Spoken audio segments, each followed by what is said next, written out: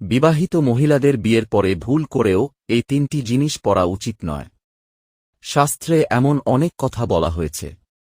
বিয়ের পর মহিলাদের যা করা উচিত নয়। এর আগে মাতা রানী, যে তোমার চরণে লাইক দিয়ে সাবস্ক্রাইব করবে, তার বাড়িতেও যেন সুখ, সমৃদ্ধি ও জাঁকজমকের অভাব না থাকে। 1 নম্বর, সাদা শাড়িকে হিন্দু ধর্মে অশুভ মনে করা হয়। হিন্দু ধর্ম অনুসারে একজন মহিলা যখন বিধবা হন, তখন তিনি একটি সাদা শাড়ি পরেন। তাই বিবাহিত মহিলার কখনই সাদা শাড়ি পরা উচিত নয়। 2 নম্বর, আজকাল অনেক মহিলাই পায়ে সোনার পায়ের পাতা ও পায়ের পাতা পরতে শুরু করেছেন। কিন্তু এটা ঠিক নয়, পায়ে সোনা পরা উচিত নয়। কারণ এতে ধনসম্পদের দেবতা কুবের ক্রুদ্ধ হন। 3 নম্বর, মহিলারাও চুড়ি পরতে পছন্দ করেন।